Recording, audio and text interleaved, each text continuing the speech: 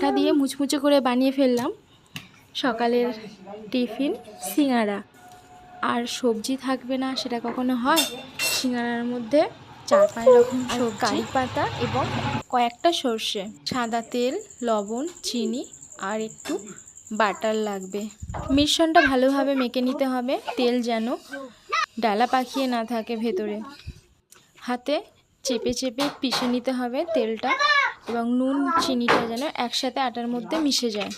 এইভাবে আটাটা ঠান্ডা জল দিয়ে অনেকক্ষণ থেকে মেখে নিতে হবে। তারপরে ডোটা যেন একটু নরম থাকে, চাপা দিয়ে কিছুক্ষণ রেখে দিতে হবে। এরপরে চলে আসছি, কড়া গরম হয়ে গেলে একটু সরষের তেল দিয়ে আলুগুলো নুন হলুদ দিয়ে যেভাবে ভাজে লাল করে ভেজে নিতে হবে।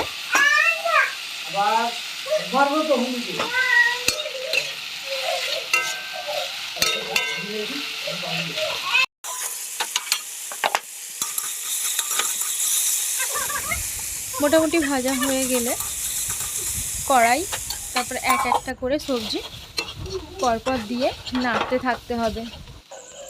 নিজের পছন্দ মতো সবজি দিতে পারা যায়, যেমন বাঁধাকপি, ফুলকপি, কড়াইশুঁটি, ওগুলো শীতকালের যদিও।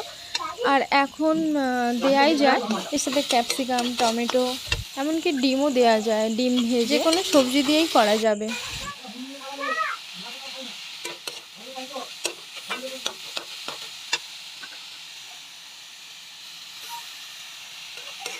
চাপা দিয়ে হালকা আঁচে মোটামুটি ভাজা হয়ে গেলে এদিকে লেচি কেটে নিতে হবে ছোট ছোট করে।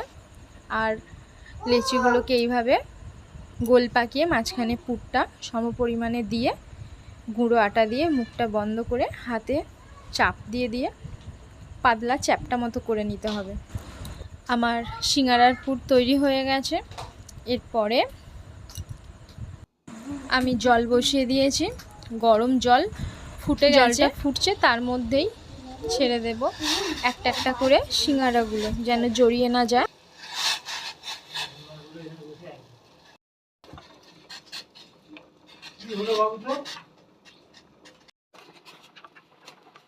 এইভাবে কিছুক্ষণ ফুটবে আর মাঝে মাঝে নেড়ে নিতে হবে। লক্ষ্য রাখতে হবে যেন জড়িয়ে না যায় বা নিচে বসে কাঁচা অবস্থায় বসে না থাকে।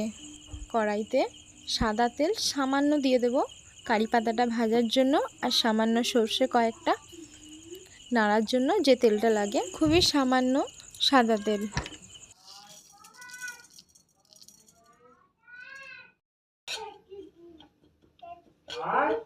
কারি পাতাগুলো ভাজার সময় দারুণ একটা সেন্ট ওঠে, কিন্তু মোটামুটি কারি পাতাগুলো ভাজা হয়ে আসছে।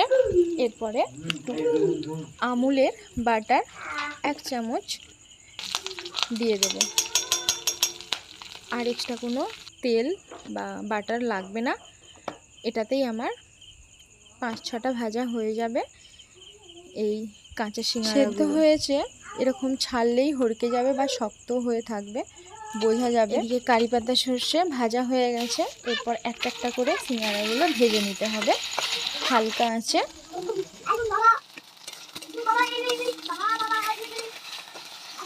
আস্তে আস্তে ব্রাউন রং নেবে এবং ফুলে ফুলে উঠবে। একটু চাপ দিলেই বোঝা যাবে যে মোটামুটি ভাজা হয়ে গেছে, কারণ সিঙ্গারাগুলো ফুলে উঠবে। এদিকে মশলা বেশি থাকার কারণে একটু পাস্তাকে সেদ্ধ করে তেলে পেঁয়াজ দিয়ে ভেজে আর মশলাটার সাথে মিক্স করে নিয়েছিলাম। পাস্তাও রেডি হয়ে গেল। আর সিঙ্গারাটাও সত্যিকারের খুব সুন্দর নরম হয়েছে, হাত দিয়ে মোচকালেই একদম ভেঙে গেল। একটু লেবু ছড়িয়ে গরম গরম পরিবেশন করাই যাবে। তো বন্ধুরা, কম সময়ের মধ্যে এরকম মজার মজার খাবার বাড়িতে বানিয়ে সবাই মিলে মজা করে খাওয়া যাবে। নতুন খাবার দেখে ওম খুব খুশি, কিন্তু ও কি খাচ্ছ নিজেও জানে না। খাচ্ছ ফুচকা? নয়, সিঙ্গারা।